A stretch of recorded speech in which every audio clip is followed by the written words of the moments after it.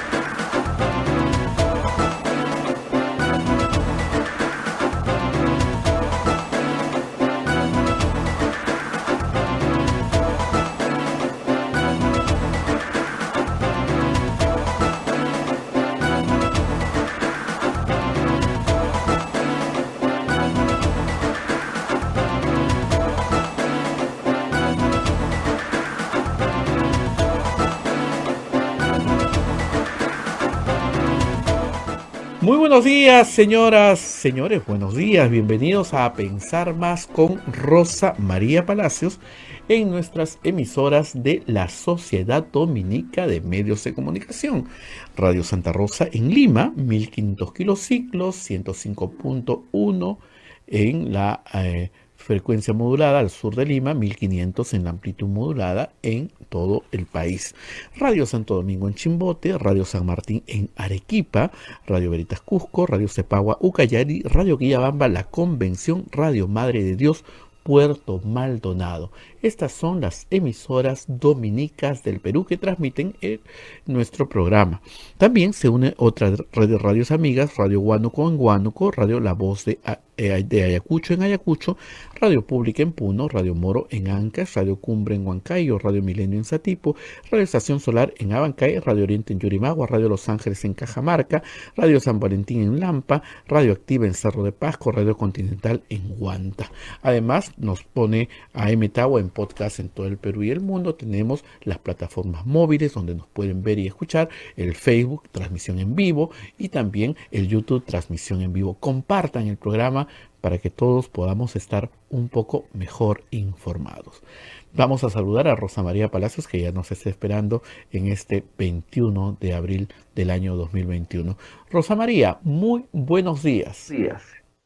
Muy buenos días, Abel, y muy buenos días a todos nuestros oyentes en Lima, por supuesto en el Perú y en el mundo entero. Antes de empezar, no me puedo olvidar de la mención que tenemos que hacer para la universidad, la Pontificia Universidad Católica del Perú. Pontificia Universidad Católica del Perú, comprometidos con una nueva historia. El Bicentenario del Perú nos ofrece la oportunidad de rescatar lo que ha vivido nuestro país, valorar su diversidad y avanzar juntos hacia un mejor futuro. La PUC conmemora este momento histórico con un programa de materiales educativos, encuentros académicos, exposiciones y audiovisuales. Descubre PUC Bicentenario en bicentenario.puc.edu.pe. Muchas gracias a la universidad. Y nosotros vamos a lo nuestro, Abel. Hay, por supuesto, de nuevo, enorme preocupación con el número de fallecidos. Ayer, 414. Es decir, el salto del fin de semana no fue solo un salto estadístico. Más adelante en el programa vamos a estar con el señor Raji Burgem para hablar exactamente de los números, de esos números que pesan tanto hoy y que representan cada uno de ellos una vida humana, una familia detrás y una tragedia. Estamos llegando ya, se ha dicho en estos días, a un fallecido por cada 200 habitantes. Saqué mi calculadora para verificarlo y es así. Con 150.000 fallecidos, y somos 32 millones de peruanos, hay un fallecido cada 200 habitantes. Y estoy seguro que usted que me escucha, en su vida conoce a 200 personas, ¿verdad? Lo más probable es que conozca a una o dos personas, o tres o cuatro que fallecieron por COVID. Es simple matemática. Hay aquí varias cosas que nos obligan a reflexionar entonces. La segunda ola más letal que la primera. La segunda ola no ha terminado, está en sus picos. Sube y sube y sube y no tiene cuándo bajar.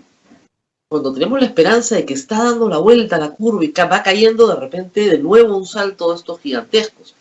Y ya no hablamos de 280 muertos, que fue el pico de la primera ola. Estamos hablando de 434 fallecidos en un día.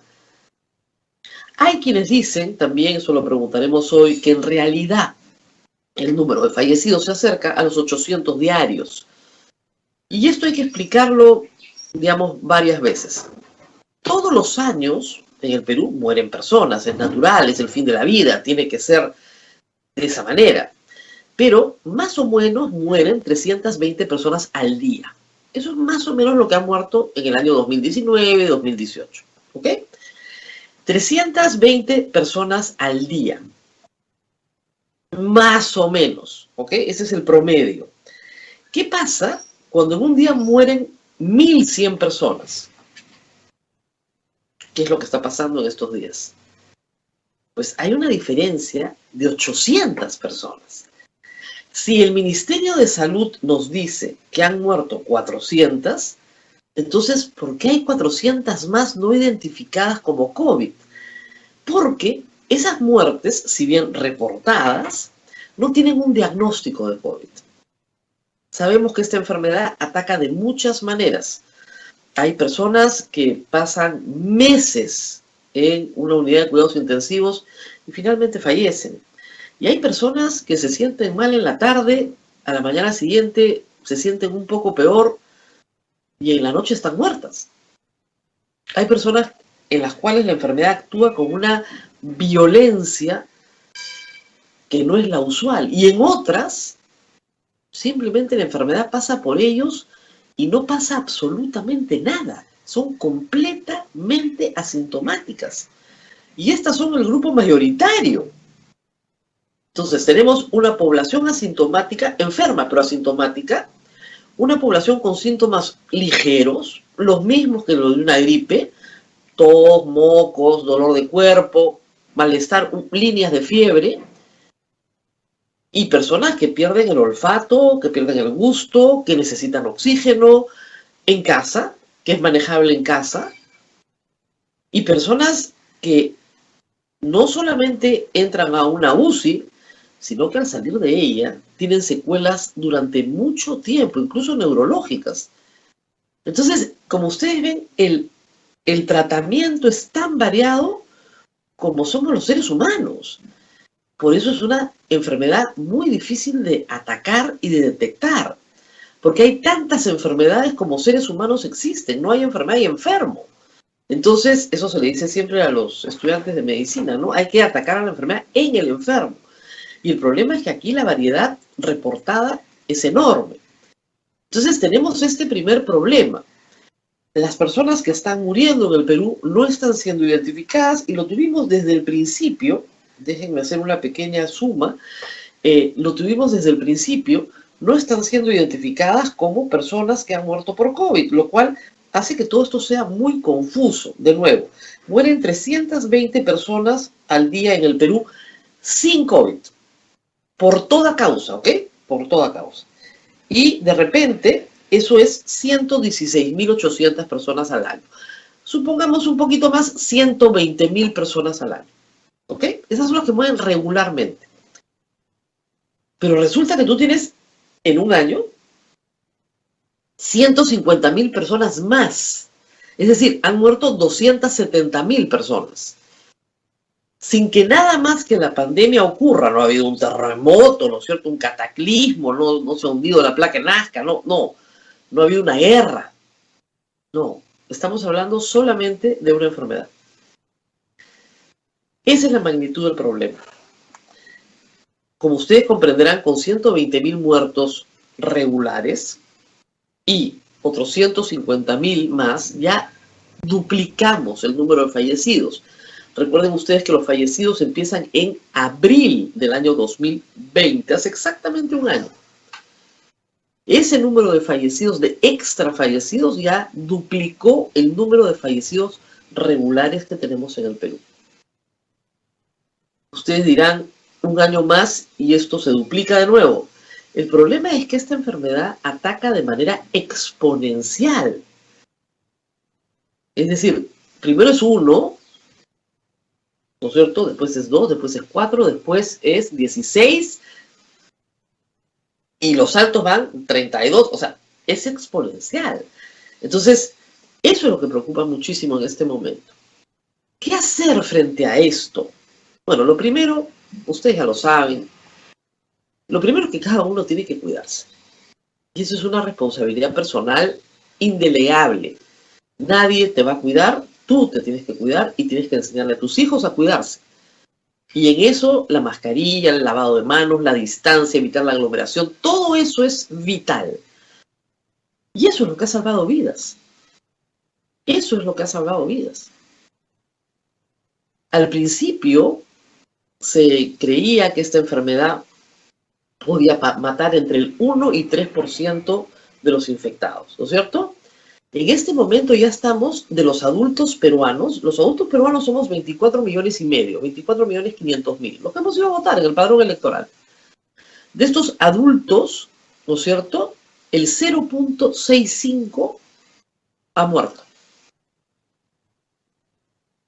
La enfermedad tenía la posibilidad de matar entre el 1 y el 3% de la población. Esto quiere decir que probablemente la enfermedad ya pasó por encima del 60% de los peruanos. Vamos a revisar, por supuesto, estas cifras más adelante con Ruki Burgum, pero piensen ustedes, de los 24 millones y medio de adultos en el Perú, de adultos, no contemos a los niños, aunque los niños y adolescentes también se contagian, pero de los 24 millones y medio de adultos, habiendo muerto 150.000, eso es 0.65 del total de la población, contagiados y no contagiados. Y fácilmente podemos llegar a contagiarnos todos, y si el índice de mortalidad es entre 1 y 3%, bueno, ahí tienen las cifras. Pueden llegar a morir 240.000 personas por COVID. ¿Esto se puede evitar?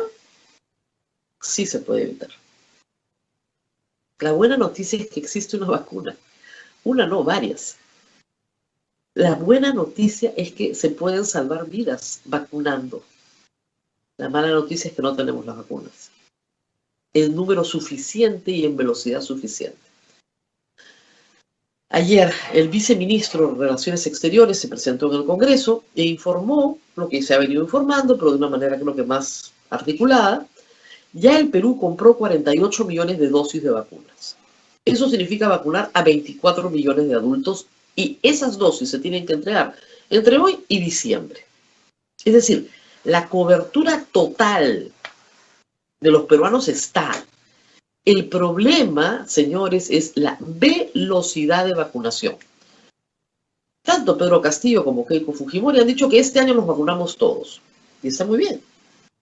Y creo, y como creen en el mundo entero, que con los incrementos enormes en producción de vacunas en el mundo, esto se puede lograr.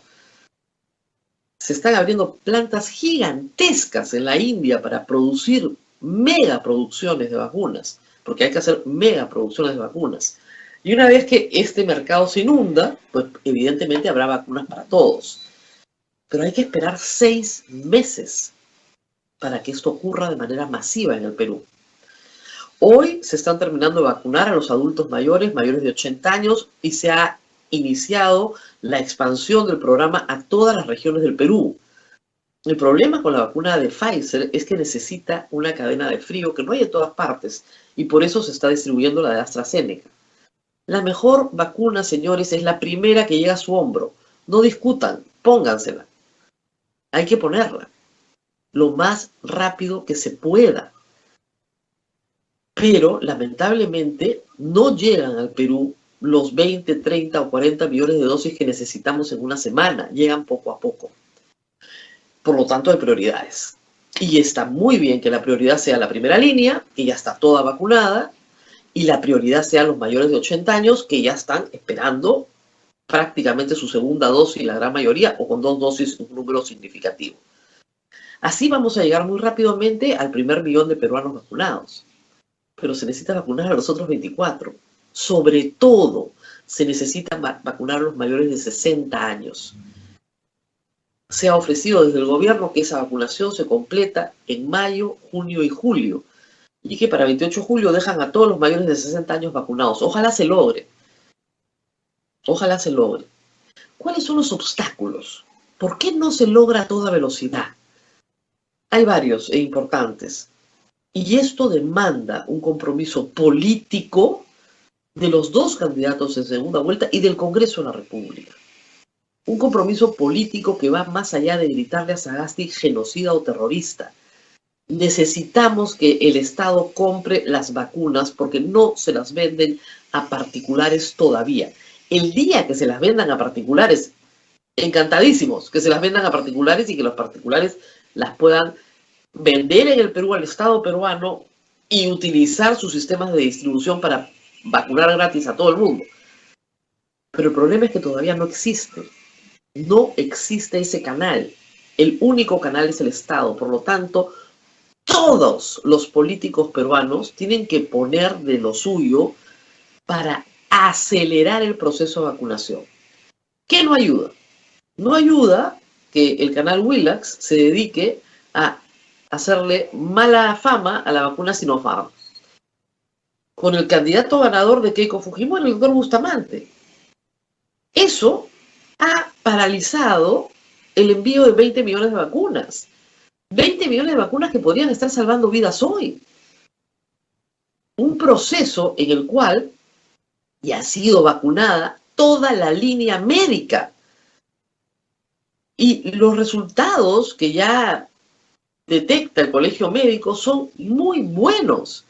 Los médicos han dejado de enfermarse y los médicos han dejado de morir, sobre todo de morir, porque los que se siguen contagiando no mueren porque están protegidos por la vacuna. Y acá de lo que se trata, señores, no solo es de no enfermar, es de no morir. Entonces, ¿por qué no se acelera la compra de Sinopharm? Porque hay resquemores, porque la Contraloría, porque la Comisión Investigadora, porque te fusilan en el Tribunal de la Opinión Pública, porque la DIGEMIT se muere de miedo, entonces no da el permiso, porque están esperando que la OMS, que está a punto, hace 2 semanas que está a punto de reconocer Sinopharm como una buena vacuna, todavía le faltan unos días y ya están. No hay tiempo, de verdad, no hay tiempo. Cada muerto que vemos en la estadística es una familia detrás. Esas personas pudieron salvarse. Los que mueren hoy se contagiaron hace un mes, o hace 3 semanas, o hace 2 semanas. Podían haber sido vacunados. No hay tiempo. Yo de verdad, Abel, a veces no logro entender cómo nuestros políticos, y no me refiero al presidente de la República o al ministro Ugarte, los demás, los que están mirando, no entienden la necesidad de apuntalar al Ejecutivo para salvar nuestras vidas. Esto no es político, no es para que el señor Sagasti sea más popular o menos popular, o porque es un gobierno del Partido Morado, o de Vizcarrata, que se vacunó. No. Estamos tratando de salvar la vida de la gente. ¿Podrían dejar la política de lado en este tema de la vacuna? ¿Podrían declarar una tregua? El tema de la vacuna ha servido para inhabilitar a un expresidente. En eso ha sido súper efectivo. Muy bien. ¿Podrían parar el desprestigio de las vacunas, de los ensayos clínicos, hasta que nos vacunemos todos y de ahí reinicien todas las investigaciones que quieran, metan preso a lo que tengan que meter preso? Pero primero que nos vacunen. Primero que nos vacunen. Si no nos vacunan, no vivimos. Ayer conversábamos con Abel, miles de peruanos que tienen parientes viviendo en el exterior. Hay 3 millones de peruanos en el extranjero, por si acaso, si no lo recuerdan, que además muchos de ellos mandan remesas a familias en el Perú y son principal sostén de muchas familias en el Perú. 3 millones de peruanos en el extranjero están llamando a sus familias y diciéndoles, si tienes una visa de turismo en tu pasaporte a los Estados Unidos, vente. los pasajes se han incrementado de una manera extraordinaria. Un pasaje a los Estados Unidos, a Miami, que costaba entre 500 y 700 dólares, puede llegar a costar más de 4.000 dólares en este momento. ¿Por qué? Porque la demanda por volar a los Estados Unidos es brutal. Ya en la Embajada de Estados Unidos me informan que ayer se ha informado que deja en libertad, que en los Estados Unidos cada estado tiene libertad de poner los requisitos que quiera para recibir vacuna. Y hay estados donde te reciben sin preguntas. Esto ha generado una oleada de peruanos a los Estados Unidos que tienen el recurso económico para pagar un pasaje de avión. Pero esos son los menos. Esos son los menos. Y tampoco podemos mandar 1 millón de peruanos a los Estados Unidos a vacunarse. ¿Qué clase de país chiche es este? Tenemos que vacunarnos ya. Pero claro, yo les digo una cosa con toda sinceridad. Pasan los meses y uno no ve resultados. Me parece completamente legítimo que la gente trate de sobrevivir. Necesitamos un cronograma más claro. Y un cronograma más claro solo se puede lograr con un gobierno que está empoderado para comprar, con una cancillería que supere rápidamente la crisis. Y yo sé que el embajador Wagner en eso lo va a hacer muy bien, pero que le den el poder absoluto de comprar sin ser perseguido por hacerlo. Con una DIGEMIT que si hay que cambiar a las autoridades, que las cambien. La DIGEMIT se ha convertido en realmente un obstáculo central en la compra de todo, en la compra de concentradores. No puedes comprar un concentrador mucho más barato en los Estados Unidos y traerlo al Perú sin receta médica y sin que estés enfermo. Entonces la pregunta de más gente es, pero si ya estoy enfermo y esto se demora 3 semanas en llegar, ¿qué cosa? Ya estoy muerto cuando llega el concentrador. O sea, no entienden la magnitud del problema. Un concentrador que valía 5.000 soles, que después te lo quieren vender a 15.000 soles, lo puedes traer a un precio mucho más barato. Es más, hay importadores que lo quieren traer a precio más barato. Y la DIGEMIT 3 semanas de permiso. Y tú te estás muriendo. La verdad es que esto es muy, muy, muy serio y revela, como decimos siempre, tantas cosas. Pero lo primero que tiene que cambiar es la DIGEMIT. Porque la DIGEMIT no tiene en el primer lugar de sus prioridades la salud de las personas. Su primera prioridad es que no venga Contraloría y los metan presos. Porque se equivocaron en el sello, en el papel, lo hicieron mal, etc. Porque dieron permiso para las vacunas del ensayo clínico, que se terminaron poniendo cualquier persona menos las del ensayo clínico. ¿De acuerdo? Pero en este momento necesitamos que autoricen camas UCI, ventiladores, concentradores. Y por supuesto, y hoy día lo pide en primera plana la República, recogiendo una sugerencia, mascarillas. El tema de las mascarillas es un tema crítico. Está probado que el uso correcto de la mascarilla evita el contagio. Está probado. Poblaciones que han usado masivamente mascarillas se han contagiado menos, entre ellas la peruana. Si nosotros no hubiéramos usado mascarilla de la forma en la que lo hemos usado, probablemente habría miles de muertos más. Pero hay mascarillas y mascarillas. Y evidentemente una familia pobre no puede comprar mascarillas que valen un sol 50 todos los días para todos los miembros de la familia. Entonces optamos, y también por razones ecológicas, por las mascarillas de tela. Pero las mascarillas de tela no necesariamente ofrecen la protección de vida. Las mascarillas artesanales de tela son una buena opción cuando uno no se va a exponer a una zona aglomerada. Si usted quiere salir a caminar en una calle vacía, no hay nadie, se pone su mascarilla de tela, perfecto, no pasa nada. Pero si usted va a ir a un centro comercial, si usted va a ir de compras y se va a encontrar con otras personas, necesita una mascarilla, digamos, profesional, las que usan los médicos, una mascarilla quirúrgica, una mascarilla que realmente le dé el soporte que usted necesita, la barrera que usted necesita. Ayer el gobierno ha obligado a todos los peruanos a usar protectores faciales. El protector facial ayuda sobre todo a que uno no se contagie por los ojos. Boca, nariz y ojos son entrada del virus. El protector facial ayuda con eso. Pero con una mala mascarilla no has resuelto el problema. Tienes que ponerte la mascarilla. Hay gente que sale con el protector facial en televisión. El otro día el doctor Huerta decía, sin la mascarilla no salgan. O sea, no es un buen ejemplo. Es un mal ejemplo. Tienen que ponerse la mascarilla. Nos contagiamos por los aerosoles, lo que despedimos por la boca. Y por la nariz absorbemos y por los ojos también. Entonces, no está mal el protector facial. Todo lo que abone ayuda, ¿no es cierto? No hay ningún estudio todavía probado sobre este protector facial, pues se está usando en los aviones, se está usando en transporte público de pasajeros. Si se tiene que usar en tiendas de departamentos, centros comerciales, ahí donde hay aglomeración, mejor. Pero la mascarilla es vital. La mascarilla es vital. Y la N95 de 3M no se trae al Perú actualmente, pero la K95, que se ha usado con mucho éxito, se puede seguir usando y bien, pero tiene un costo. Y reitero, no todas las familias pueden pagar mascarillas quirúrgicas.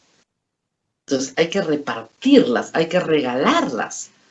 Y creo también que los protectores faciales deberían regalarse en las puertas de los centros comerciales y regalarse en las puertas del Metropolitano, en las puertas del Metro de Lima, para que la gente haga de ellos un uso constante. Eso se pueden lavar y se vuelven a usar, pero que sea parte de las piezas que tú usas para salir de tu casa. Pero eso implica, ¿no es cierto?, vacunas, mascarillas y finalmente, de nuevo, el primer nivel de atención. Ya se ha dicho, hay mucha gente que llega muy mal a recibir atención médica. ¿Por qué? Porque, bueno, esa es la naturaleza humana, nos aguantamos en la idea de que vamos a estar mejor, de que no es necesario que un médico nos vea, de que nos ha dado de una forma suave y de repente no nos ha dado de una forma suave. No tenemos un oxímetro en casa, no nos estamos midiendo la saturación y cuando llega el oxímetro ya estás en 80, te llevan a la puerta de un hospital donde no hay ninguna cama donde te puedan atender. Y esa persona se muere en 24 o 48 horas. Cuando sí, al primer síntoma tenía un médico al cual recurrir. Y ojo, no tiene que ser un médico que vaya a ver al enfermo. Toda la atención se puede hacer por teléfono, por WhatsApp. Y de hecho, hay médicos hoy en casa que están monitoreando 20, 30, 40 pacientes a la vez. Y los tienen a todos monitoreados y están llamando a pedir toda la información y a decirle, haz esto, haz lo otro. Y siguiendo indicaciones médicas, se puede hacer un mejor tratamiento para evitar una evolución negativa. Eso se puede hacer.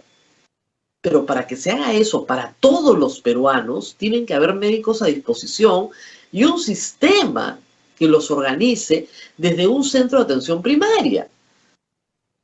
Centros de atención primaria hay en todo el Perú, cerrados, mal equipados, con poco personal, pero si los equipamos bien, si los abrimos, si ponemos el personal que ya está vacunado, no está exponiendo su vida, entonces podemos hacer un muchísimo mejor trabajo. Y eso se tiene que reflejar, por eso se vacuna la primera línea. El gobierno ha abierto centros de primer nivel, eso sí es cierto, pero necesita que esos centros irradien de alguna manera la protección a la salud de toda la zona en la que están con seguimientos telefónicos que se pueden hacer. Y se pueden hacer a través del WhatsApp. La familia inmediatamente se comunica con el doctor, etc.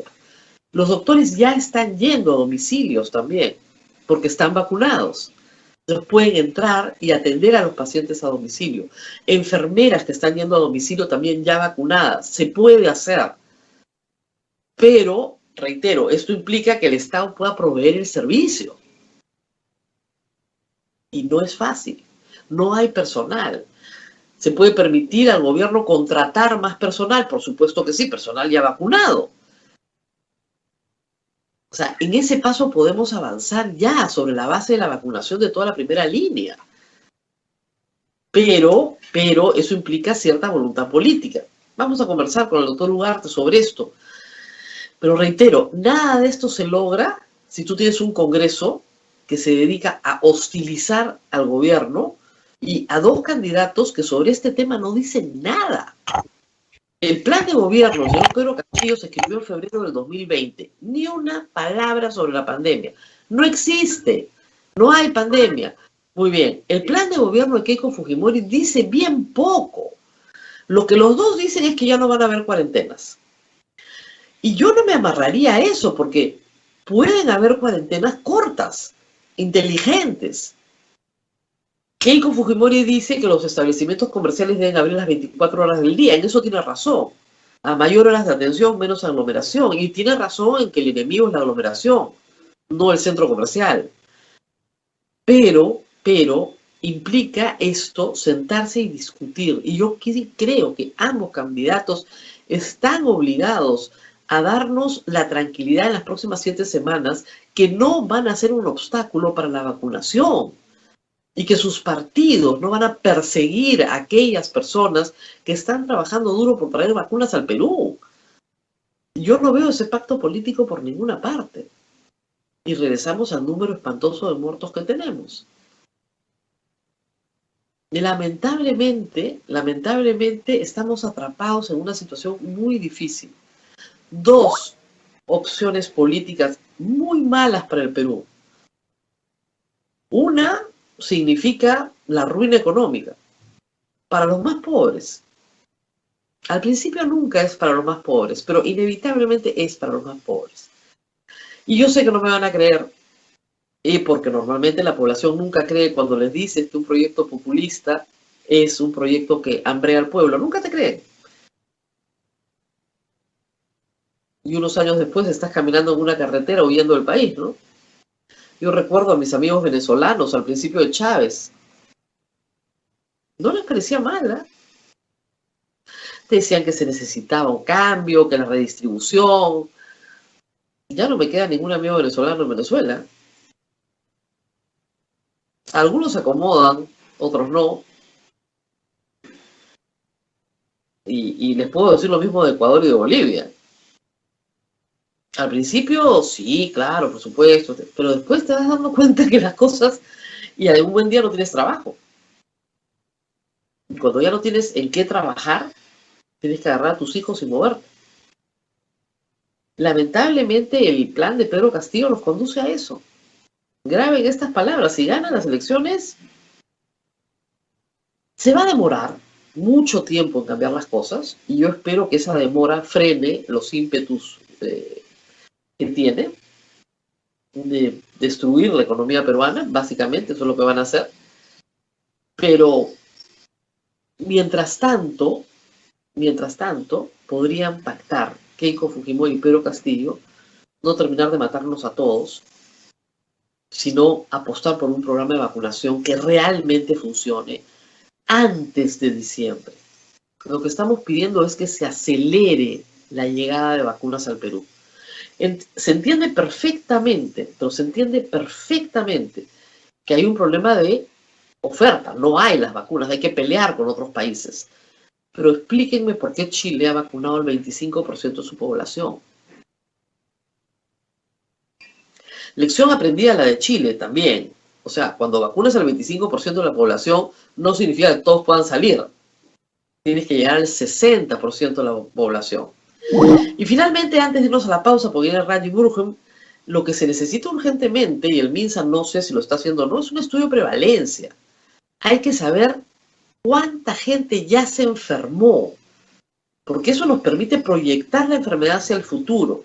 No significa que la gente no se pueda reinfectar, de hecho se reinfecta y está bien documentado. Pero los casos de reinfecciones son muy bajos en mortalidad, muy bajos. Las personas que sobrevivieron a la primera infección sobreviven a la segunda.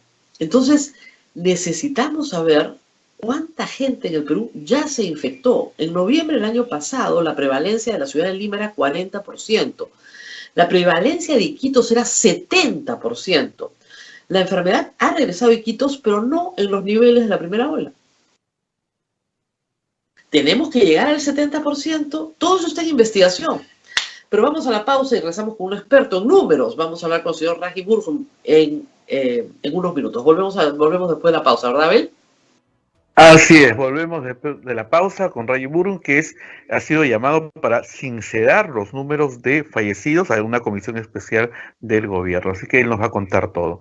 No se muevan de Radio Santa Rosa y toda la red Sodomco. Adelante.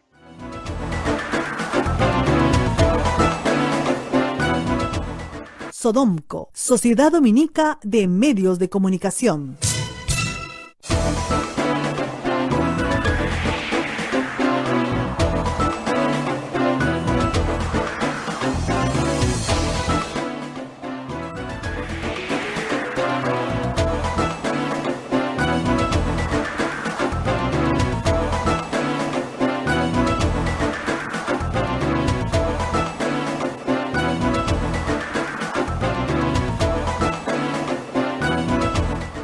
A pensar más a través de las emisoras de la Sociedad Dominica de Medios de Comunicación: Radio Santa Rosa en Lima, Radio Santo Domingo en Chimbote, Radio San Martín Arequipa, Radio Veritas Cusco, Radio Cepagua Cayali, Radio Quillabamba La Convención, Radio Madre de Dios Puerto Maldonado, Radio Huánuco en Huánuco, Radio La Voz de Ayacucho en Ayacucho, Radio Pública en Puno, Radio Moro en Ancas, Radio Cumbre en Huacayo, Radio Milenio en Satipo, Radio Estación Solar en Abancay, Radio Oriente en Yurimagua, Radio Los Ángeles en Cajamarca, Radio San Valentín en Lampa, Radio Activa en Cerro de Pasco, Radio Continental en Huanta, además de los aplicativos móviles, y AM Tagua nos pone en podcast en todo el Perú y el mundo, y estamos en Face y en YouTube, tanto en los dos, señal en vivo.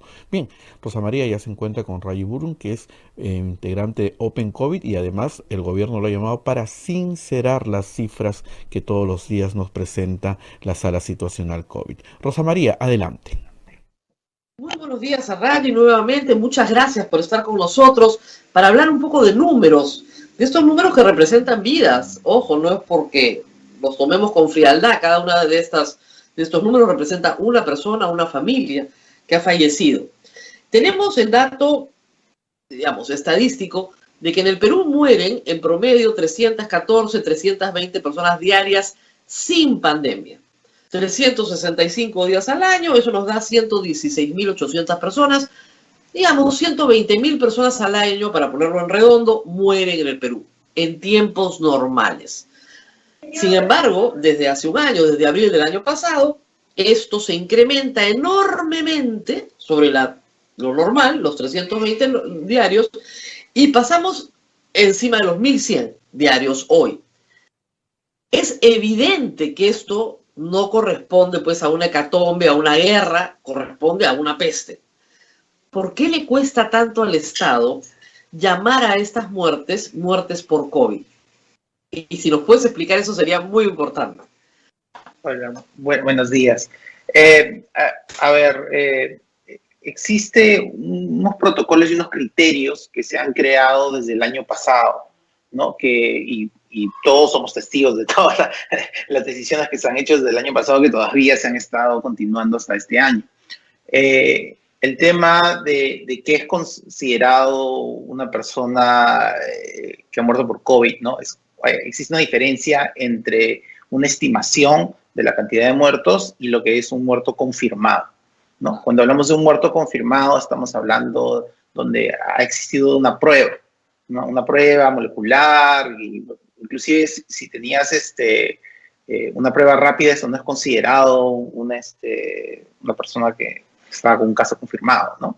Entonces, a la carencia que hemos estado teniendo el último año, ya lo sabemos, lo he hablado constantemente acerca de la cantidad de pruebas moleculares que estamos haciendo, tenemos que utilizar otras metodologías para, digamos, estimar, ¿no?, la cantidad de muertos que existen. Y eso es lo que te estabas refiriendo, ¿no? Si miramos hasta hace un par de días, habían alrededor de 1.137 muertes diarias registradas en el sistema de SINADEF de defunciones. Esas no son muertes que han tenido una prueba molecular, no son muertes, simplemente son muertes en general, ¿no? Si a ese número le quitamos lo que es un día normal fuera de pandemia, que son alrededor de 319 muertes diarias, tenemos un exceso, por eso le decimos exceso, no le decimos muertes por COVID, sino un exceso de muertes de 818, ¿no?, hasta hace un par de días. Entonces, Obviamente ese número de 818 no encaja con los números de muertes confirmadas, ¿no? Y todos sabemos la situación de lo que está sucediendo. Entonces, allí hay definitivamente pues una diferencia abismal. Pero adicionalmente a eso, tenemos que agregarle el tema de las direcciones regionales de salud en comparación con lo que dice el MINSA, porque ahí sí es una diferencia de protocolos, de definiciones, de procedimientos, de digitalización, de un montón de cosas. Y en ese caso, la diferencia también es grande, ¿no? Son 20.000 muertos más que tienen un sistema, otro sistema. Ahí no debería existir absolutamente ninguna diferencia. Para tenerlo en términos más o menos gruesos, MINSA dice que han muerto 56.000, las DIRENSA dice que han muerto 88.000 y SINADEF dice que han muerto 150.000.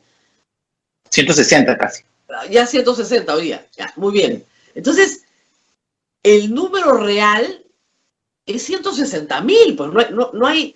O sea, lo que pasa es lo siguiente. Es bien fácil para un Estado decir, ya, como no le hice la prueba molecular al fallecido, entonces no tiene COVID. Bueno, así cualquiera no tiene muertos de COVID. Eso lo pueden hacer pues en Corea del Norte, ¿no? Pero cuando tú quieres sincerar las cosas, tienes que asumir que esos son o muertos por COVID o personas que tenían otras enfermedades que no fueron atendidos porque no había cómo atenderlos por la epidemia del COVID. Entonces son muertos directos o indirectos, pero por COVID. Sí, yo agregaría algo extra ahí, que el sistema de SINADEF tampoco es perfecto. O sea, existe dentro de cada región un subregistro distinto.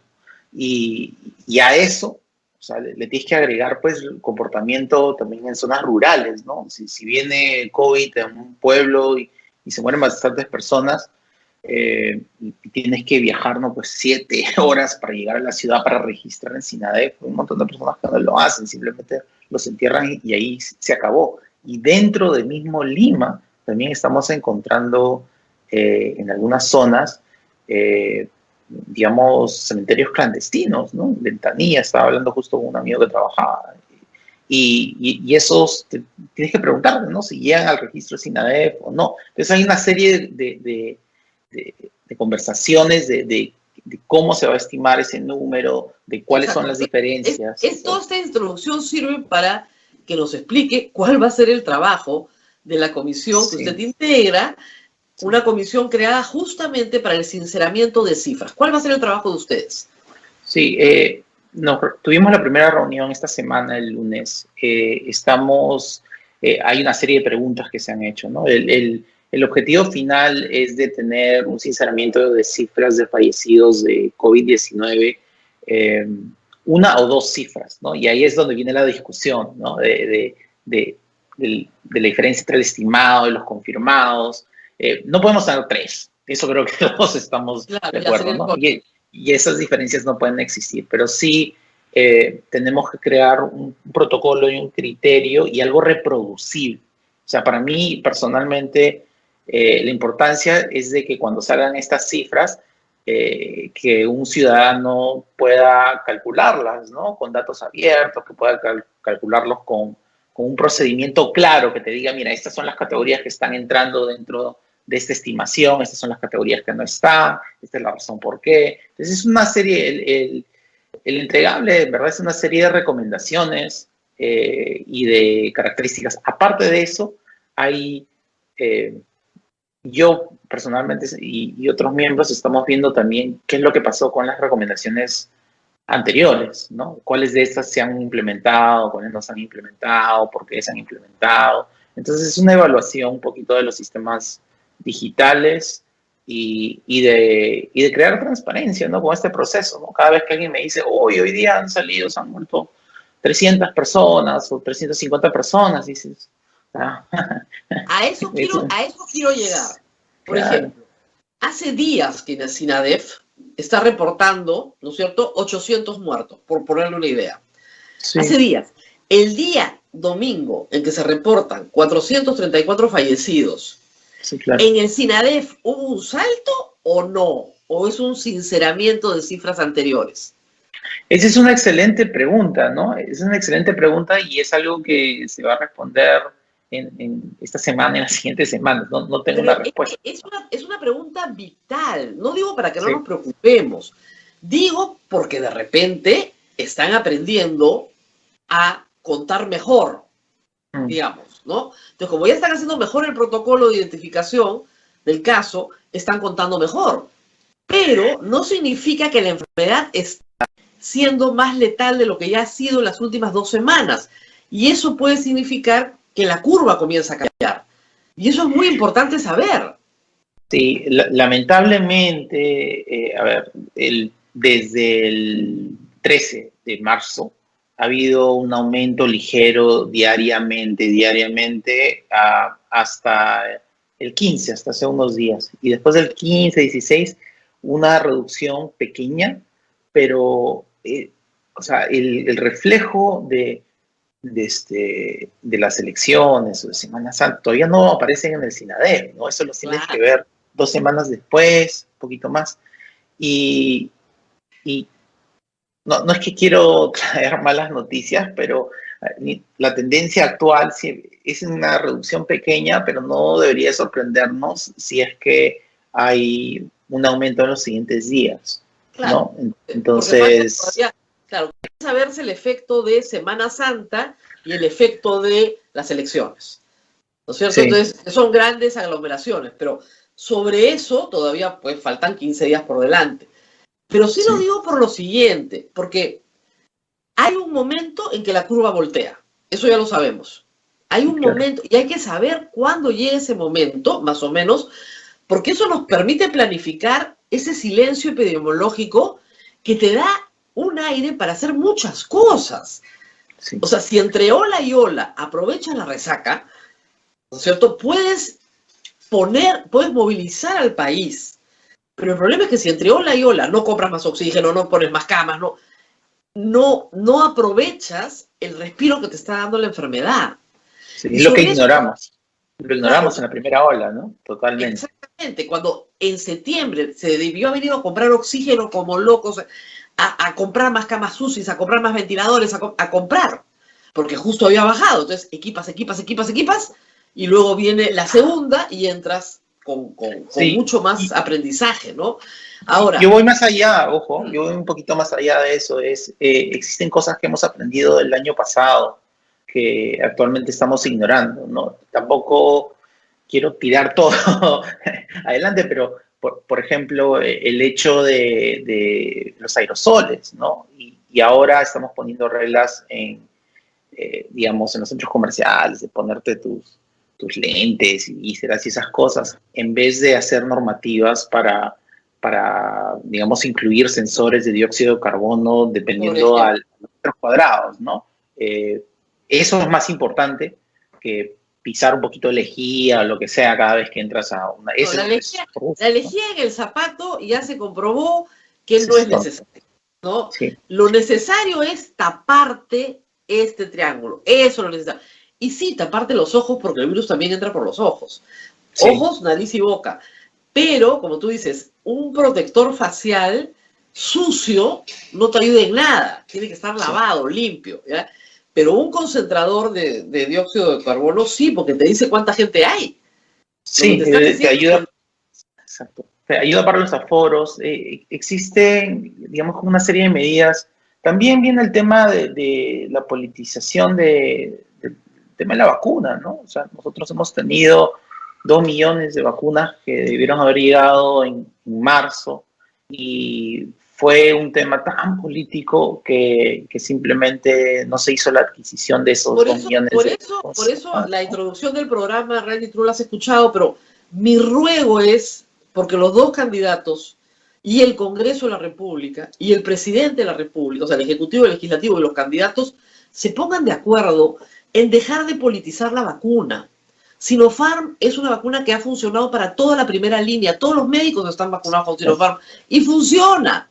Entonces, si están vacunados todos los médicos con Sinopharm, por el amor de Dios, que traigan los 2 millones de vacunas. Ya el Estado peruano ha asegurado que hay 48 millones de vacunas de acá a diciembre y ya están compradas. Falta que vengan, porque hay un compromiso de producción. Pero si Sinopharm puede proveer al Perú de 20 millones de vacunas, ¿por qué no vienen? Porque hay un médico que salió a decir que el ensayo era pésimo.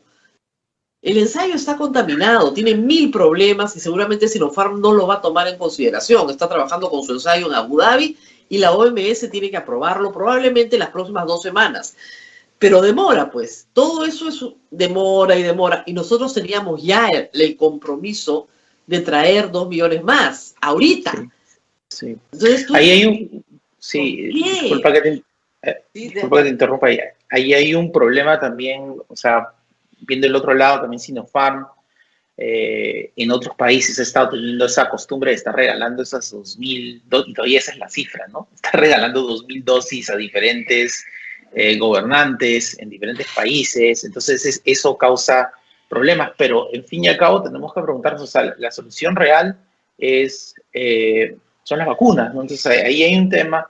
El otro tema también tiene que ver con lo de las pruebas moleculares producidas en Perú que se pueden hacer, ¿no? Ya sabemos hace rato que existen. El doctor Mala seguro Edward va a hablar acerca de ese tema. Y ahí hay todavía una burocracia, creo que en su caso, o sea, la Cayetano, ¿no? No firma un documento. Entonces eso es... No, es la burocracia también del Estado. O sea, las historias de Edward Mala, de cómo se ha demorado 1 año en una prueba molecular barata, que se pudo haber sacado en los primeros 3 meses, es impresionante. Claro. Yo me alegro que haya sido elegido congresista, porque va a poder impulsar esto, porque es impulsar ciencia, no está impulsando otra cosa que no sea ciencia para el bien de todos. Una prueba molecular barata, con saliva, que se podía hacer muy fácilmente, no intrusiva. O sea, hay muchas personas que tienen pruebas, o sea, a ver, les pongo un ejemplo. Sácale una prueba molecular con hisopado nasal a un niño autista. A ver, trata. ¿Ya? Hay gente que tiene problemas con el hisopado nasal. Habiendo esta solución a la mano, es un crimen que la DIGEMIT, el Instituto Nacional de Salud, eSalud, la Cayetano, no puedan sacar por burocracia interna un proyecto de esta magnitud. Y efectivamente, DIGEMIT es un obstáculo más para comprar concentradores, porque no da el permiso para Sinopharm. Está dando permisos provisionales. Que le dé el permiso. ¿Cómo le vas a dar un permiso provisional a una vacuna con la que has vacunado a todos tus médicos y a todas tus enfermeras? Enfermeros, enfermeras, médicos, doctoras, todos vacunados. Bomberos, Fuerzas Armadas, con Sinopharm. ¿Y por qué no les permites traer para todos los peruanos? No sé si de verdad es para volverse loco, o sea, no. Sí, yo intento ya desbloquear eso porque en verdad es, yo me pregunto, ¿no? ¿Qué es lo que puede encontrar DIGEMIT no sé, de Moderna, ¿no? Para darle un permiso, ¿no? O sea, que tienen que viajar y mirar la fábrica y decir, sí, Moderna está produciendo esta vacuna correctamente, la están usando en Estados Unidos. O sea, no quemamos en Estados Unidos con Moderna. No dejan que Moderna venga a Perú. Como tú dices, ¿qué cosa puede decir la DIGEMIT de Moderna? No puede decir nada. No es por menospreciar a la ciencia peruana, pero ya está todo aprobado. Todo Estados Unidos está vacunando con Moderna. Claro, entonces, Pfizer y todo esto, claro. Y hay una pregunta que no nos estamos haciendo actualmente. Radi, tú resides en los Estados Unidos, ¿verdad? Tú eres residente en los Estados Unidos. Sí. Y vas y vienes y tú has visto la vacunación allá. Sí, la vacunación ha sido masiva. Sí, sin incidentes importantes. Con incidentes mínimos, estadísticamente mínimos. Claro, el tema que han tenido, por ejemplo, inclusive la gente dice, Johnson & Johnson, no, es un problema, son 6 casos. Son 6 casos, no es nada, no es absolutamente nada. 3 casos en 10 millones, creo, una cosa así. Sí. ¿Con qué vacuna te has vacunado tú? Mi familia generalmente, mi familia vive en California, en el sur de California. En el sur de California han estado haciendo Moderna, ¿no? Moderna. Yo vivo en Seattle la mayor parte del tiempo y ahí están vacunando con Pfizer. Con Pfizer. ¿Y a ti te tocó Pfizer? Pfizer, sí. Pfizer. Que son 21 días, no has tenido efectos secundarios, no te ha pasado nada, estás perfectamente. No, el único efecto ojo que en Estados Unidos en este momento cualquier persona se puede vacunar, ¿no? A partir de ayer, la Embajada Americana ya ha dicho que, felizmente, porque te digo, era una gran preocupación para mucha gente como yo que no queremos hacer nada que sea ilegal. O sea, una visa de turista no te permite recibir ayuda federal de los Estados Unidos y la vacuna es una ayuda federal. Entonces, sí, ojo, uno no quiere hacer algo ilegal, pero ya la Embajada de los Estados Unidos en el Perú ha dicho que cada estado decide y que si una persona llega y llega a la farmacia, porque se vacunan en las farmacias, en los establecimientos comerciales, ¿ah? Sí. Es como si uno fuera aquí a WOC o a Incafarma y te vacunaran ahí. Es más, o sea, digamos, una cosa que existe es que siempre habían estado sobrando. Esto de que sobraban las vacunas, ellos tenían metas, ¿no? Al comienzo estaban 1.6, luego están 3, luego en 4, ahora ya no sé cuál es el número porque desde que han abierto todo es claro, ya han abierto para que vaya cualquiera. Pero siempre tenían metas, ¿no? Entonces, si la meta eran 2 millones de vacunas en cada centro de vacunación masivo, que es un estadio, que no se usa como estadio, pero se usa como para vacunar, habían alrededor de 5.000 vacunas que se hacían, ¿no? Entonces, con carros. Tú vas a un carro, y al final del día siempre sobraban vacunas. Entonces, habían números de email, hay estos aplicativos móviles que tú te bajas en el App Store, en Google Store, y te registras, pones tu ubicación y te mandan un mensaje, ¿no? Te mandaban, porque ya no, y ahora ya puedes ir a cualquier farmacia, pero te mandaban un mensaje, te decían, oye, has sobrado tantas vacunas y respondes en 15 minutos y vienes y manejas en los siguientes 30 minutos, te vamos a vacunar. Ponías sí, te subías a tu carro, vacunabas, ¡pum! Y ya está, ¿no? Entonces, el tema de las vacunas funciona, ¿no? El tema de que no estamos hablando es qué pasa el próximo año, ¿no? Porque ya está claro. A todos. Hay un booster. Pfizer sí, lo que dice es que cree que su vacuna, recién se está probando, ¿no? Te da la protección de 6 meses, pero la siguiente vez no hay que vacunarte con las 2 dosis, sino solo con una. Entonces puede ser que se convierta en una vacuna anual hasta que la enfermedad desaparezca. Y eso me lleva a mi siguiente pregunta. Se está discutiendo en este grupo COVID, no sé si en el Ministerio de Salud, la necesidad de hacer un estudio de prevalencia de la enfermedad, porque eso puede ayudar muchísimo. O sea, el caso de Iquitos es bien especial, ¿no?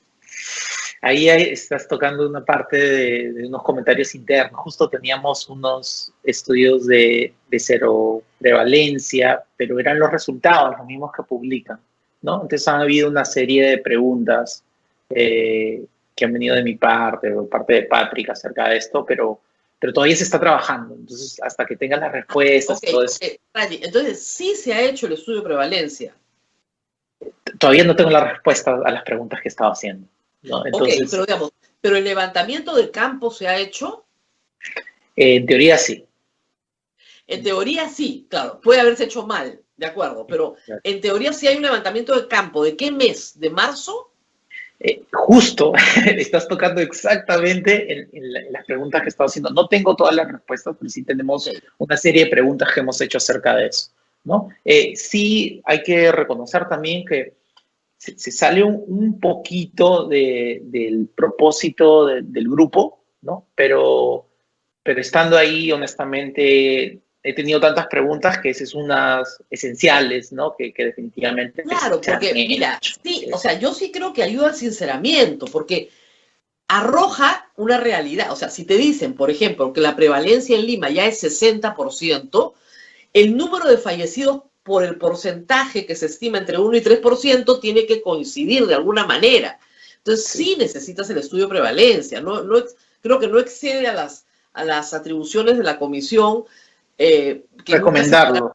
Exactamente, ¿no? Porque si no, o sea, es una especie de prueba ácida, ¿no? Si no te está saliendo el número, ¿a dónde están los fallecidos? O sea, algo está pasando. No coincide con el número de fallecidos, no tiene que coincidir exacto, pero si yo tengo que a nivel mundial la mortalidad de la enfermedad es entre 1 y 3% de los contagiados, y tengo tantos contagiados en Lima, ¿dónde están los fallecidos en Lima? ¿No es cierto? Entonces, sí creo que es importante que si se levantó el campo en febrero o marzo, estupendo, pero de ahí hay que ver exactamente de qué prevalencia estamos hablando por ciudades, ¿no? Porque sabemos que en el Perú todas las realidades son heterogéneas, o sea, pero hay que saberlo. Porque además... El procedimiento, ojo, el procedimiento es importante, Rosa María. Entonces, ahí, más que si se hizo el trabajo de campo, también que también se tiene que preguntar el protocolo que se utilizó, dónde se hizo, con qué pruebas se hicieron, qué tan antiguas eran. Hay una serie de preguntas alrededor de eso que deberían de estar en un estudio publicado, ¿no? Entonces, estamos... Porque realmente esto es como una encuesta, ¿no es cierto? Es la misma técnica. El muestreo tiene que ser muy transparente para que quede claro que el muestreo se ha hecho de una manera correcta, que cubre con la muestra el 100% o el 95% de la población. Entonces, el diseño de la muestra es muy importante para saber si los resultados son o no. Acordémonos que en noviembre, cuando se hicieron los estudios de prevalencia para Lima, Lambayeque y para Iquitos, Lima salió con 40% de prevalencia, Iquitos con 70%. Y la diferencia en la segunda ola ha sido relevante, porque Iquitos no ha tenido la segunda ola que hemos tenido nosotros en Lima. Y la diferencia está siendo relevante en el norte también. Entonces, sí creo que es bien importante hacer estos estudios. Sí, estamos tocando definitivamente preguntas similares a las que salieron. Todavía no me gusta adelantarme a los resultados de las cosas hasta ver las respuestas, pero definitivamente eso ha sucedido. Lo que sabemos, ¿no? Regresando a la conversación original, es que, mira, ahorita vamos a acabar las vacunaciones. Hay gente que se está vacunando con Pfizer o que se vacunó con Pfizer en este mes, ¿no? O el mes anterior. ¿Y qué va a suceder? Que el siguiente año necesitas ponerle sus boosters. Entonces también la pregunta es cuándo acaba el proceso de vacunación. No acaba nunca. No, entonces tenemos que empezar con los boosters. Pero hay otros estudios, ¿no? Hay estudios como, no me acuerdo si era Johnson & Johnson que está haciendo con pastillas. Entonces ya hay otros métodos para hacer eso. No sé cuáles son los resultados, recién se está hablando de eso. Moderna y está haciendo estudios para con el niños, próximo año, ¿no? Para el próximo año se esperan varias cosas. Formas más, como Johnson & Johnson, más fáciles de distribuir a la vacuna, por pastilla, que es la forma más sencilla que hay, pero también hay unos 100 equipos de investigación buscando una cura en el mundo entero. O sea, además de la vacuna se está buscando la cura. O sea, eso va más allá. Pero esos equipos de investigación, hay algunos que están en fase 2, en fase 1, recién tienen para rato, pero se está buscando la cura de la enfermedad, lo cual es, desde el punto de vista científico, notable. O sea, yo siempre digo a la gente, es increíble que una enfermedad que puede ser devastadora tenga una vacuna al año de haber emergido. O sea, eso es algo que incluso en octubre ya estaba lista la vacuna. O sea, menos de un año de su emergencia ya tienes la vacuna. Pero, claro, eso tiene la distribución mundial que implica o el esfuerzo logístico que se está haciendo. ¿Por qué? Mucha gente me dice, ¿por qué Chile sí ha vacunado al 25% de su población y nosotros no? ¿Por qué o con qué? Ellos vacunaron con Sinovac, ¿no? Un poquito de Pfizer, 1 millón de Pfizer, 9 de Sinovac, más o menos. ¿Por qué? Porque tenían los contratos el año pasado. Así de fácil, ¿no? O sea, hay que ser realistas, ¿no? Nosotros llegamos a este año y no teníamos, y esa es una de las críticas que tenía en su momento la doctora Mazzetti, y son críticas que se me hicieron a mí por criticar, ¿no? Pero es la realidad, llegamos a este año sin tener contratos de vacunas, y la de COVAX no la cuento porque es muy pocas y es otra metodología totalmente distinta. Y esa fue la razón principal donde estamos, ¿no? Entonces hay que ser realistas y hay que había discusiones, que son difíciles, que eso es lo otro. No, simplemente no cerramos los contratos el año pasado. Así de fácil. Quería pedirle algunos comentarios sobre los planes de gobierno. En el caso del señor Cerrón y de su plan, no es del señor Castillo, no dice absolutamente nada porque lo escribió antes de la pandemia y no se le ocurrió actualizarlo, lo cual creo yo que es una omisión espantosa, pero en fin, veremos si en campaña dicen algo. Al principio el señor Castillo, antes de que le diera el COVID, era un escéptico de la enfermedad, ¿no? Y creía que no era importante ir al hospital. Después le dio COVID y creo que cambió su perspectiva del asunto. Pero en el caso de Keiko Fujimori, ella recoge el planteamiento del doctor Bustamante, efectuado en marzo del año pasado, pero cree que es posible aplicarlo a partir de agosto, que es volver a hacer rastreo de contactos con pruebas moleculares. Algunos especialistas señalan que eso sí, era muy bueno en marzo, abril, mayo, junio, julio del año pasado, pero que a estas alturas, con una prevalencia de la enfermedad que puede estar encima del 60%, ya no vale la pena. ¿Cuál es la respuesta correcta?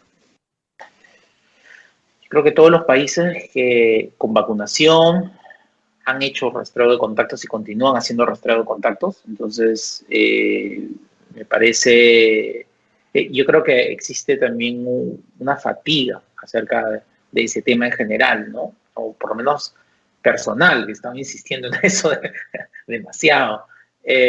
Yo volteo la pregunta, ¿no? O sea, a ver, durante las elecciones hemos tenido personeros que se han contagiado, ¿no? Y se han contagiado porque han estado en espacios cerrados, con los aerosoles, con la ventilación mala, ¿no? Porque no sacamos las mesas afuera. Que eso me parece algo que no estamos mencionando, no estamos hablando y deberíamos de realmente discutir, ¿no? Cómo van a hacer en la siguiente vuelta. Y de ese caso es, bueno, si sabes 1, 2 o 3 personas que conoces, ¿no? Yo personalmente conozco por lo menos 3 personas que han sido miembros de mesa que tienen COVID. Y la pregunta es, bueno, ¿y las otras personas que estaban sentadas junto a ti? ¿No? ¿Se les ha hecho pruebas o no? Y la respuesta con todos es no. Entonces ahí estás perdiendo la oportunidad, porque tal vez no puedes hacer un rastreo de contactos de todas las personas que han entrado. Podrías, en verdad, porque tienes el listado, ¿no? Claro, pero definitivamente deberías hacerse a las 2 personas que estaban sentadas al costado de esas personas, ¿no? Definitivamente. O sea, yo he sido parte de una experiencia, es interesante, de condominio, ¿no? Donde una persona se enferma, pero resulta que sus hijos han jugado con los hijos de mi vecino. Entonces vamos 100 personas y nos hacemos las pruebas. Sí, claro. Todos negativos. Sí. Pero claro, sí, es un gasto enorme y se hace de manera privada. Claro, eso es... De manera privada. Es un gasto enorme porque, claro, cada prueba de antígeno te baja de 200 soles. Y claro, somos 50 personas, estamos gastando 10.000 soles en una mañana. Simplemente para tener la tranquilidad de que no se ha expandido por ninguna parte. Exacto. Y de hecho no se había expandido. Pero ese tipo de experiencia, la que tiene que hacer el Estado, es cara y no la hace. Sí. Y puede ser más barata con las otras pruebas, ¿no? Con las pruebas del doctor Mala. O sea, por eso es que estaba hablando de eso también, ¿no? Es la diferencia, 200 soles de antígeno, porque no están haciendo las moleculares, que es más cara, ¿no? 100 soles, 350 soles. ¿No? La antígeno funciona porque detecta el virus activo, que es lo que te interesa. Sí. ¿No sé? Sí. Lo interesante de las otras pruebas rápidas moleculares es que se parecen bastante a los resultados a las de las moleculares, las de PCR, pero son en 45 minutos y el costo, estás hablando de $20. Eso es lo que costaría, ¿no? Entonces, es una reducción de costo tremenda, ¿no? Y ahí es donde viene un poquito la frustración, ¿no? Que no se han tomado ese tipo de cosas, que no se están haciendo. Entonces, ¿a quién le echas la culpa, no? Cuando el personero se ha contagiado y sabes que hay 2 personas más y esas 2 personas tal vez ni saben, ni se han enterado que la otra persona tenía COVID, ¿no? Es muy probable que esas otras 2 tengan COVID. Entonces, la pregunta que me estás haciendo es, ¿deberíamos hacer rastreo de contacto? Y la pregunta que te hago es, ¿deberíamos hacerle pruebas a esas otras 2 personas o no? Y deberíamos hacerle pruebas a todas las personas que votaron en esa mesa, ¿no? Entonces, ahí puedes cambiar el criterio y decir, bueno, hacérselas a todos tal vez es muy caro, pero por lo menos a las otras 2 sí. Entonces... Claro, pero Rayi, ¿te das cuenta que si extremamos, tendríamos que hacerle pruebas a 24 millones de electores? Sí, pero... Sacando los ausentes, serían unos 18 millones de electores. Sí, pero yo diría que tampoco se trata de eso. O sea, no se trata de hacerle tampoco prueba a todas las personas que entraron, sino a las personas que estuvieron ahí 12 horas, claro, ¿no? En ese espacio cerrado. Son más o menos... del 3%, son como 300.000 personas si consideras los 3 miembros de mesa más los personeros de los partidos. Claro. Entonces, tienes que lanzarte un programa en una semana de 300.000 pruebas. Sí se puede, pero eso es lo que hay que hacer. Y en eso tienes toda la razón. Y eso le daría seguridad a todos para volver a ir a la segunda vuelta. Exacto. Exacto. Y esas personas, mira, hagan las pruebas o no hagan las pruebas, las otras personas probablemente tienen COVID y probablemente lo están esparciendo. Entonces, Sí, claro. tienes que evaluar el impacto de eso versus el costo de las pruebas, ¿no? Entonces, ahí viene la importancia de esas pruebas de bajo costo producidas en Perú, ¿no? Entonces, más importante que, que seguir en la misma situación en la que hemos estado, ¿no? Que esas firmitas que faltan de Digemito, las firmitas que faltan de la Cayetano, tienen un impacto real, ¿no? No es que se ha demorado un proceso burocrático, es gente que se está infectando. Mira, hemos pasado por cifras, vacunas, prevalencia, ¿no es cierto? Rastreo de contactos, todo lo que hemos hablado este último año, de nuevo está sobre la mesa. Pero hay el tema de la prospectiva, ¿no? A todo el mundo le preocupa la enorme incertidumbre que esta enfermedad crea. Sí, y supongamos que bajamos en la curva epidemiológica, bajamos en un mes, mes y medio, 2 meses, estamos de bajada. Va a bajar en algún momento, va a bajar en algún momento. Todo lo que sube tiene que bajar, es la naturaleza, es la física, tiene que bajar. Sí. Muy bien. ¿Cuándo la enfermedad, o sea, digamos, qué se sabe hasta ahora? Porque todavía no se sabe. Uno se puede reinfectar, pero está más o menos claro que la reinfección, si has sobrevivido a la primera, en la reinfección no te matan. Puede matarte, pero es raro que te mate. ¿Ok? ¿En qué momento tenemos, no llamemos inmunidad de rebaño, pero tenemos tal número de personas que ya pasaron por la enfermedad que la mortalidad comienza a caer? Eso es el estudio de seroprevalencia que necesitamos para poder responder eso correctamente, ¿no? ¿En qué momento? O sea, el caso de Iquitos, a mí me parece que Iquitos es un laboratorio de experimentación sobre esta materia y que ha venido gente de fuera a ver qué ha pasado. Sí. Así como Manaos ha tenido de nuevo un incremento, Iquitos no, a pesar de estar tan cerca de la frontera. ¿Qué pasó? Hay algo interesante ahí, es que en teoría, o sea, la variante de Manaos que has mencionado versus la original tienen todavía un comportamiento un poco distinto en términos de la carga viral que están teniendo, ¿no? Entonces, el valor de R en esas es distinto, ¿no? Es más alta que la otra. ¿Qué significa que el valor de R sea distinto? Significa que el porcentaje de personas que necesitas infectadas para tener esa reducción es distinta también, ¿no? Entonces, ahí es donde vienen la importancia de esos estudios de seroprevalencia, al mismo tiempo que hacerle un seguimiento genómico para saber, digamos, la prevalencia de cada variante que se está teniendo. O sea, digamos, si en octubre del año pasado Iquitos tenía 70% de prevalencia, que es altísimo. De esa variante. En esa variante, aquí es. Pero eso puede explicar que la siguiente variante no entre con la virulencia porque, digamos, ya se contagiaron.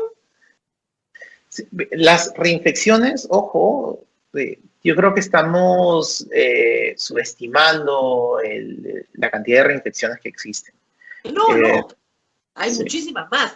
Los médicos te lo dicen clínicamente, al ojo en emergencia, te dicen, no, acá las reinfecciones están llegando y fuerte.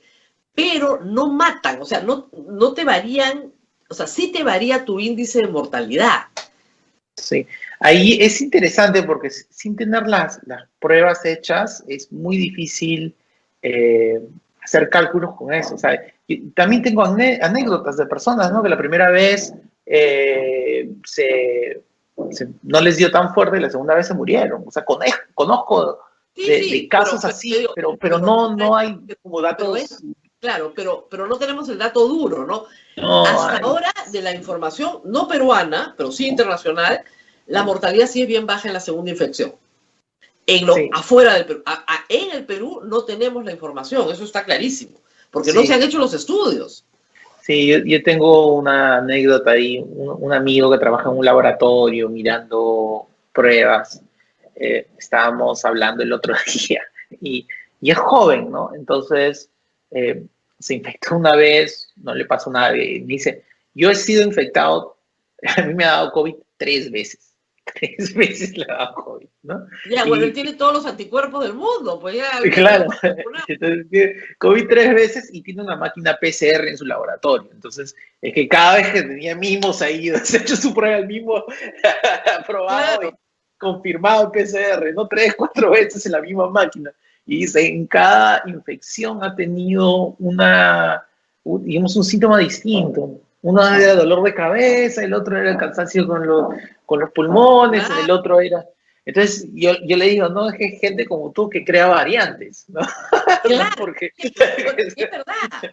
Él no puede infectarse y además debería ser vacunado, hay que decirlo de todas maneras. Una Claro persona que en un laboratorio como es primera línea, debería estar vacunado de todas maneras. Sí, sí. Y ahí tienes la ironía, porque trabaja la Cayetano y a él no le ofrecieron la vacuna.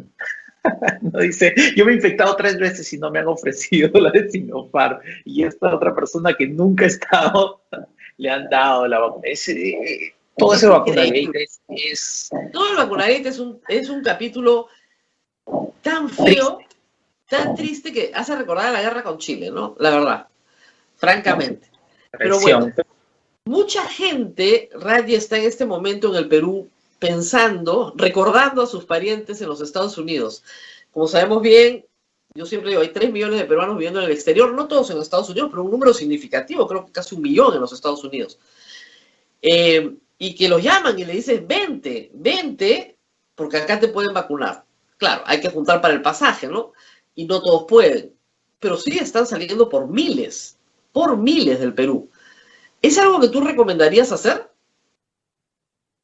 Honestamente, sí. Si se puede, definitivamente que sí. Lamentablemente hay, no sé, hay como que un sentimiento de que es algo negativo, ¿no? Pero yo lo veo de otra manera, ¿no? Es una vacuna menos que necesita comprar el Perú. Claro. Y si existe la oportunidad de hacerlo es en verdad, ya estás fuera de la ecuación de susceptibles, hasta cierto punto, ¿no? Y también... Una persona vacunada, claro, se puede contagiar, sí, obviamente, pero no muere, que es lo importante, no muere. Y no vas a acabar en el sistema... saturando el sistema. Exacto, ¿no? Entonces, definitivamente que sí, ¿no? O sea, yo estuve por aquí un tiempo, estuve en Perú bastante tiempo, donde no estaba viajando hasta que existieran suficientes garantías de que estaba bien subirse en el avión. Todavía no sabíamos lo suficiente. Mi mamá, todos se habían vacunado, mis tíos, todos los que viven en Estados Unidos estaban vacunados, ¿no? Y mi mamá se molestaba conmigo por decir, oye, o sea, tú vives aquí, ¿qué estás?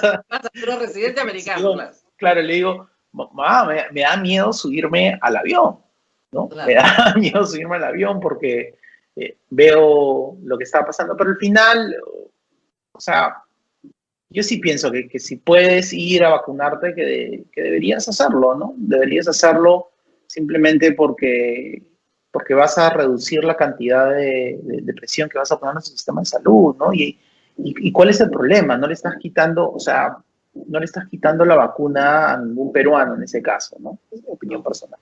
Sí. Bueno, muy bien. Muchísimas gracias a Raji. No sé si tenemos alguna pregunta, Abel, del público. Hemos caminado, creo que por todos los temas. Y esperamos... Sí, tenemos algunas preguntas, Rosa María. Preguntas antes del público. Abel, si me permites, ¿qué disposición hay el ministro Ugarte? O sea, esta vez sí, puertas abiertas, ¿vamos a cambiar las cosas? Es la primera reuniones que hemos tenido, entonces no, por ahora todo bien, ¿no? Hay una disposición, por lo menos lo que yo sentí del presidente, sí, una disposición que quería crear transparencia y quería aclarar estas cosas, ¿no? Entonces, perfecto. Nosotros le dimos un listado de cosas que pensábamos que mencionando, ¿no? En la reunión, todavía no en un documento oficial, de cosas que sí nos habían gustado del proceso y cosas que no nos habían gustado del proceso. Y hay que ver cómo esto va a progresar, pero por ahora parece que hay disposición de todos para hacer esto de manera positiva. Muy bien. Preguntas del público, Abel.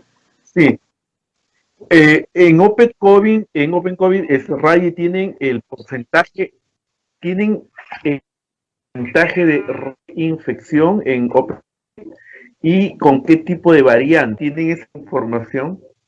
Sí, no estamos haciendo el seguimiento, esa es buena pregunta. No estamos haciendo el seguimiento genómico, hay otros investigadores que se están dedicando netamente a eso. El doctor Pablo Sukuyama, yo sé que si lo siguen en Twitter, él publica información acerca de las variantes dentro de Perú. Acaban de recibir, bueno, no acaban, hace un mes y pico, acaban de recibir, se habían quedado sin dinero y ahora están recibiendo fondos para poder continuar con eso, ¿no? Entonces, del lado de Open COVID no lo tenemos porque no hay datos abiertos acerca de eso, pero el doctor Pablo Sukuyama sí lo está teniendo. Lo seguiría él en Twitter, tiene bastante información. Abel, ¿qué más preguntas? Sí. No Abel, escucho bien. no te escuchamos. Hablaron de la Prevalencia. ¿Qué cosa se prevalencia. necesita para hacer un estudio de cero prevalencia? ¿Qué infraestructura y personal especializado? ¿Qué necesita para hacer un estudio cero prevalencia? Sí, hay que hacer un estudio de seroprevalencia. Hay un procedimiento de cómo se hace eso normalmente para que sea estadísticamente significativo, ¿no? No puedes ir, por ejemplo, para darte un ejemplo, digamos que necesitas hacer 5 pruebas, ya por darte un número cualquiera. No puedes ir y hacer las 5 pruebas en las 5 personas que viven en el mismo hogar, Claro. ¿no? Entonces, existen maneras de cómo tienes que hacer eso para que sea estadísticamente significativo, ¿no? Se hacen con pruebas serológicas, pero también existe un tiempo de duración de las pruebas serológicas también, ¿no? O sea, si las tienes ahí guardadas por un año, va a ser un problema, ¿no? 9 meses va a ser un problema. Entonces existe sensitividad que cambia de ese tipo de cosas. En fin, para hacerla ahora, simplemente se trata de seguir los protocolos para estudios de seroprevalencia y ser transparentes con el proceso en sí, para saber de que se han usado el tipo de pruebas correctas, con sensibilidad correcta y con, un procedimiento estadístico que tenga sentido, ¿no? Y esa es la mayor crítica que ha surgido con estos estudios, que no se han publicado ese tipo de procedimientos y solo los resultados. Entonces ahí es donde vienen los cuestionamientos de si los números son reales o no, con qué variantes, en fin.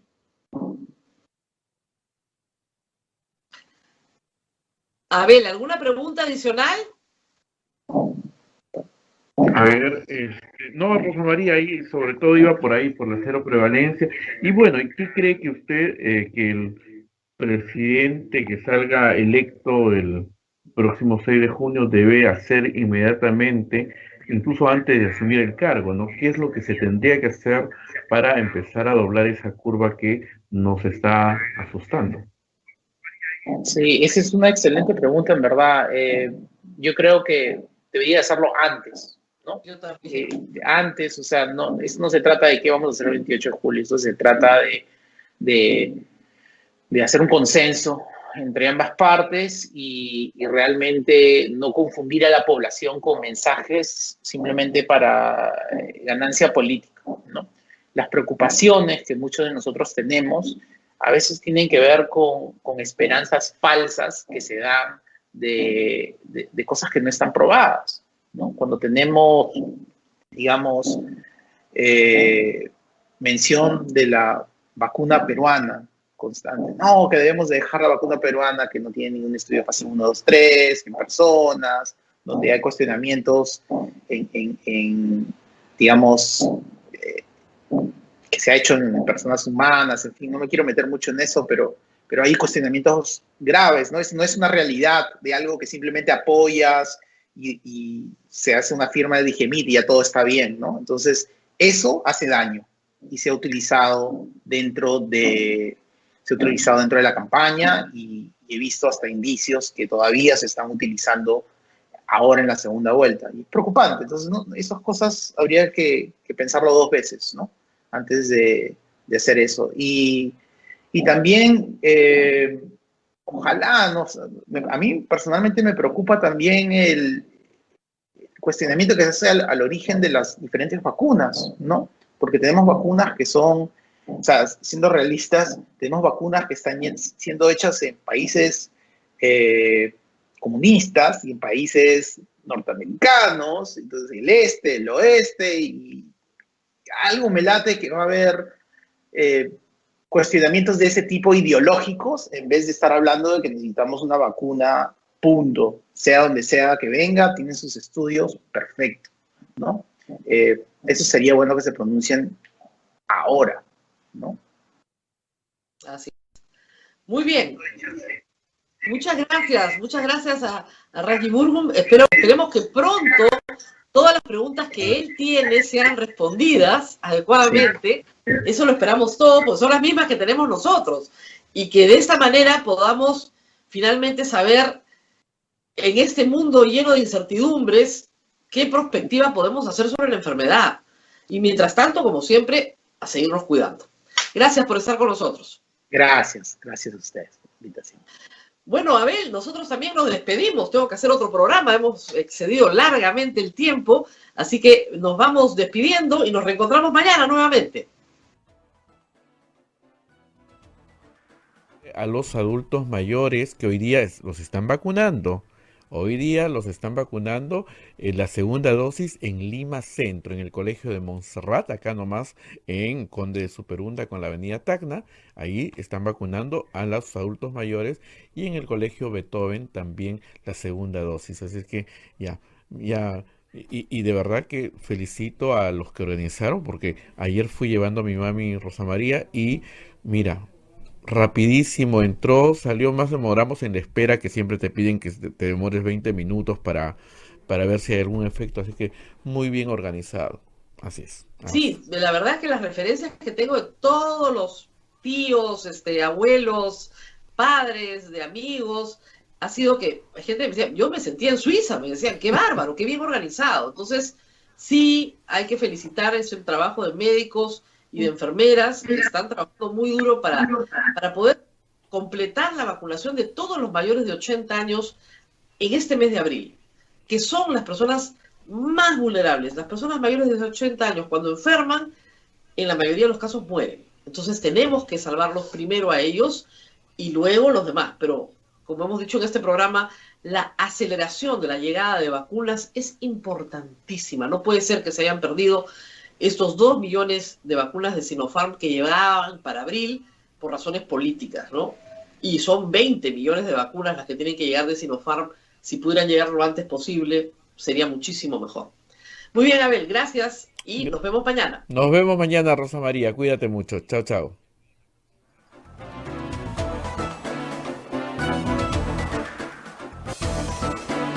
Hasta aquí, A Pensar Más con Rosa María Palacios.